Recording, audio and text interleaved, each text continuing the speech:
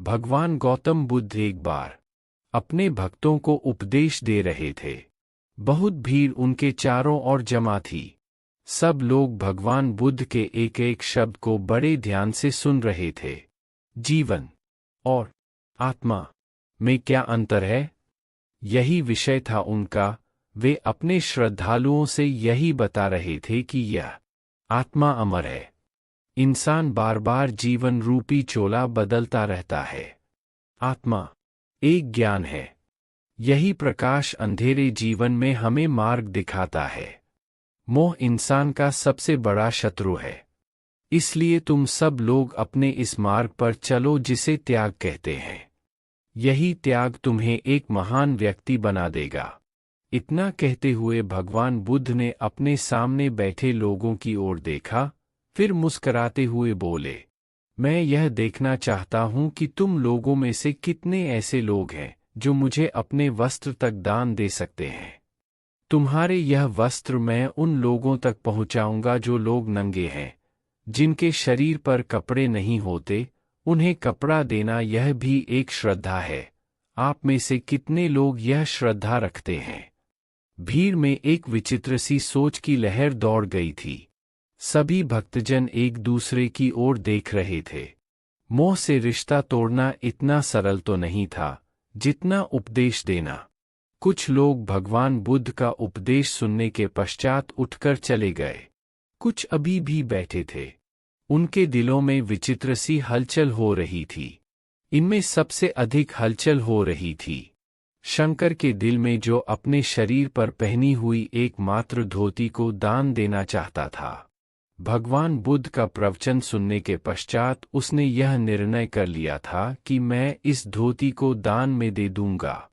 लेकिन दूसरे ही क्षण उसके दिल में से आवाज आई, यदि तुम इस धोती को दान में दे दोगे तो तुम्हारे पास क्या बचेगा? क्या वह भी फिर नंगा फिरकर किसी की दया का पात्र बनेगा? नहीं नहीं नहीं। उधर भगवान बुद्ध के ये शब्द उसके कानों में गूंज रहे थे। मोह इंसान का सबसे बड़ा दुश्मन है। भंवर में फंस गया था शंकर। उसके पास जो कुछ था वह उसे देना चाहता था, किंतु उसका मन उसे ऐसा करने से बार बार रोक रहा था। आधा मन उधर था, आधा इधर। कितनी देर तक वह इसी प्रकार से अंदर ही अंदर संघर्ष करता रहा। अंत में जीत सत्य की हुई। उसने निर्णय कर लिया कि मैं इस धोती को दान में दे दूंगा। भगवान बुद्ध ने ठीक ही तो कहा है कि मोह दुखों का कारण है। इसलिए मुझे मोह को जीतना चाहिए। हाँ, मुझे मोह को जीतना है। मुझे मोह को जीतना है। जीतना है, जीतना है। वह स्वयं से ही बातें करता हुआ उठ खड़ा हुआ। भगवान बुद्ध का प्रवचन समाप्त हो चुका था। लोग उठ उठ कर जा रहे थे। शंकर भी अपने स्थान से उठा। उसने अपने कंधे पर रखी नई धोती को भगवान बुद्ध के चरणों में अर्पण कर दिया। यही शंकर की सबसे बड़ी विजय थी। वास्तव में ही उसने अपने मन को जीत लिया था। अपनी धोती दान देने के पश्चात वह खुशी से झूमता हुआ यही कहता आगे बढ़ने लगा, मैंने तुम्हें जीत लिया। हाँ, मैंने जीत लिया। मैंने जीत लिया। अपने आप बोलता हुआ शंकर चला जा रहा था। राजा प्रसेनजित, जो भगवान बुद्ध का प्रवचन सुनकर लौट रहे थे, उन्होंने शंकर से पूछा, अरे मित्र, तुमने क्या जीत लिया? अपने आधे मन को मैंने जीत लिया है महाराज। आधे को ही क्यों? देखो महाराज, मेरा आधा मन कहता था कि तुम अपनी धोती को दान में मत दो, दूसरे मन कह रहा था तुम दान दे दो।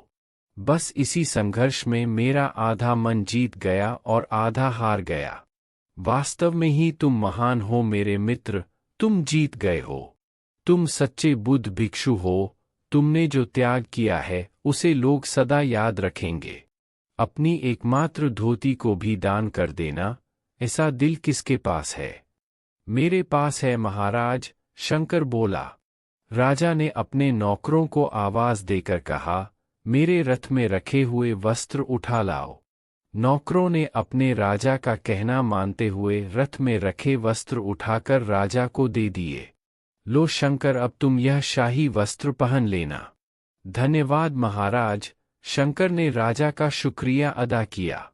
और फिर राजा ने देखा कि शंकर ने शाही वस्त्र भी उठाकर भगवान बुद्ध के चरणों में रख दिए।